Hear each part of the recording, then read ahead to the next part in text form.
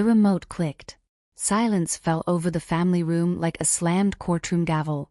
I was sitting in my green velvet armchair, the one I bought the month after Harold passed. 15 years ago. I still remember carrying it into this house myself, refusing delivery help because I needed to prove to myself that I could stand on my own 2 feet. The evening news hummed softly. My chamomile tea steamed beside me. The house smelled faintly of lemon polish and the roast chicken I had made for dinner. It was my quiet hour, the only hour of the day that still felt like it belonged to me. Then the front door burst open. Heavy footsteps. Loud. Entitled. Derek. Behind him, my daughter, Lena. He didn't greet me. Didn't nod. Didn't acknowledge my existence. He walked directly in front of the television and pressed the power button. The screen went black. "Go to your room, old woman," he said flatly. "The game's on. The living room's mine." Mine. I looked at him. He didn't look at me. He had already dropped onto my sofa, kicked off his shoes, and opened a beer.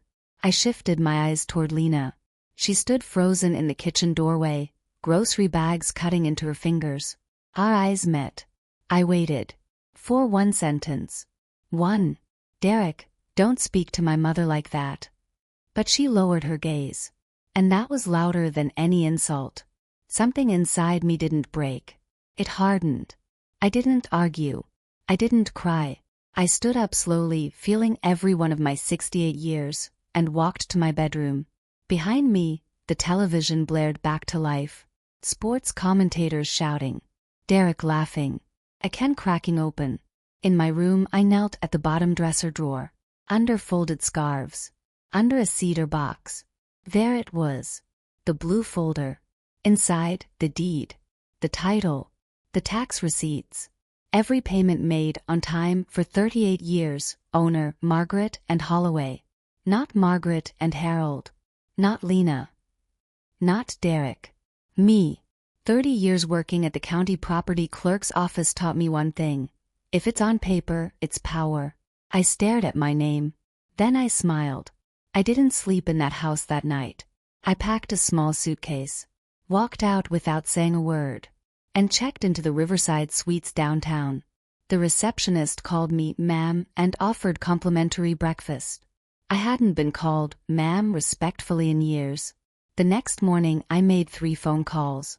One to my attorney, one to a locksmith, one to a moving company. By noon, paperwork was filed. By 3 o'clock, I was ready.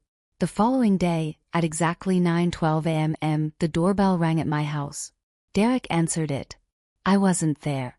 But the neighbors told me everything later. Standing on the porch was a man in a crisp charcoal suit, leather briefcase in hand. "Good morning," he said. "Are you Mr. Derek Collins?" Derek puffed up. "Yeah. Who's asking?" The man handed him an envelope. "You've been formally served." "Served for what?" "Unlawful occupancy." Silence. Lena appeared behind him. "What does that mean?" she asked. The man adjusted his glasses. "It means the homeowner has requested your removal from the premises within 30 days. Failure to comply will result in sheriff-enforced eviction." Derek laughed.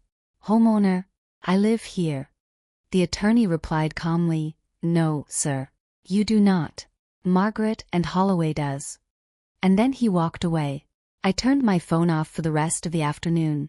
But by evening it exploded with missed calls. Lena. Derek. Lena again. I let them stew. That night, I slept peacefully for the first time in months. 2 days later, I returned. Not alone. With my attorney. And a locksmith. Derek opened the door before we even knocked. His face was red. Angry. "What the hell is this?" he barked. I stepped forward. "Calm. Steady. This is my house. You can't just kick us out." "I'm not kicking you out," I said softly. "The court is." Lena stepped forward then. Tears already in her eyes. "Mom, how could you?" "How could I?" I looked at her. "How could I?" I repeated gently. "Lena, when he told me to go to my room, what did you do?" She said nothing. "Exactly." My attorney handed Derek the official copy. You have 28 days remaining, he said. After that, the locks will be changed. Derek muttered something under his breath. But for the first time since he stepped into my house 3 years ago, he looked small. Those next weeks were tense. I stayed at the hotel. But I monitored everything. Legally. Quietly. Turns out, Derek had been using my address to secure loans. 2 of them. Without permission. That was fraud. I didn't even have to pursue it. The bank did. On day 29, a moving truck pulled into the driveway. I watched from across the street. Derek avoided my eyes. Lena didn't. She looked broken. But grown. Pain can do that. When the truck finally drove away, I crossed the street slowly. The house was empty. Echoing. Mine again. The locksmith changed the locks. I stepped inside. The air smelled different. Still. Peaceful. I walked into the living room. Sat in my green velvet chair. Picked up the remote. And turned on the news. No one turned it off. A week later, Lena asked to meet for coffee. Not at my house. At a cafe. Neutral ground. She looked thinner. Older somehow. Mom, she whispered. I didn't know he'd changed so much. I stirred my tea. He didn't change, I said gently. He revealed himself. She cried. I was afraid. I know. That's what hurt the most. Not the disrespect. The silence. I can't let anyone treat me like that, I said softly. Not even my own child. She nodded. And for the first time since she was little, she listened. 6 months later, I rented out the basement apartment. To a retired librarian named Mrs. Chun. Kind. Quiet. Pays on time. We drink tea together on Thursdays. The rest of the house? Still mine. Still peaceful. And sometimes, when I sit in that green velvet chair, I think about that night. When he said, "Go to your room, old woman." And I smile. Because I did go to my room. And I came back with paperwork. If you've ever been made to feel small in your own space, remember this.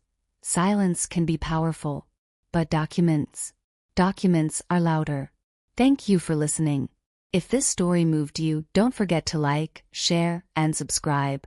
I post new stories every day, and you never know which one might remind you of your own strength. See you in the next story.